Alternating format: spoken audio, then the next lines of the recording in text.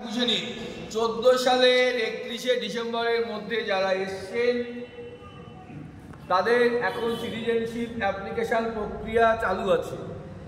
24 সাল 10 বছর বাড়ানো যেটা হয়েছে, 24 সালের 31শে ডিসেম্বরের মধ্যে যারা এসছেন তাদেরটা পাইপলাইনে আছে, প্রসেসে রয়েছে।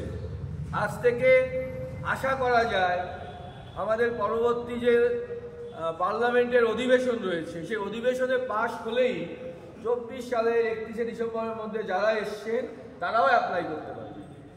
কিন্তু এতদিন আমাদের কাছে এলটিভির জন্য বাংলাদেশ থেকে প্রচুর হিন্দুরা অত্যাচারিত হয়ে পালিয়ে এসে 24 সালের 5ই অগাস্টের ঘটনার পরে তারা কিন্তু আমাদের কাছে এলটিভির জন্য পাগলের মতো ঘুরত, তারা কিন্তু নিষ্কৃতি পেয়েছে।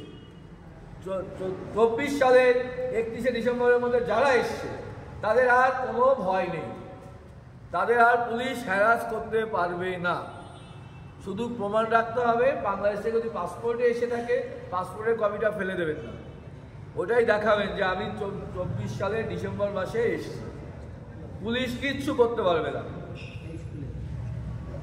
এবং যদি পাসপোর্টে নাও এসে থাকে 24 সালের 31শে ডিসেম্বরের আগে যে কোনো একটা কাগজ, সে পঞ্চায়েতের প্রধানের হোক, মেম্বারের হোক, স্কুলের হেড স্যারের হোক, স্কুলে ভর্তি হয়ে গেছে, যে কোনো একটা কাগজ দেখালেই এটা প্রমাণিত হয়ে যাবে 24 সালের 31শে ডিসেম্বরের মধ্যে বাংলাদেশ থেকে এখানে প্রবেশ করেছে। এবং আমি বলবো একটু ওয়েট করুন, পুজোর ছুটির পরেই কিন্তু সবাই অ্যাপ্লাই করতে পারবে। অনেক সহজ হয়ে যাচ্ছে আইন, যে জটিলতার মধ্যে আমরা নিজেদের জড়িয়ে নিয়েছি। সরকারের আইন দারুণ সহজ সরল, জটিলতাটা আমরাই জড়াচ্ছি। কিন্তু আমাদের মানুষের টেন্ডেন্সি হচ্ছে ভুল দোষটা অন্যের ঘাড়ে চাপিয়ে দেওয়া। তো আমরা আমাদের ডেট অফ বার্থ চেঞ্জ করেছি, আমি করেছি, কোনো সরকার তো করতে বলেনি। আমার বাবার সারনেম আমি চেঞ্জ করে দিয়েছি, আমার সারনেম চেঞ্জ করে দিয়েছি, সরকার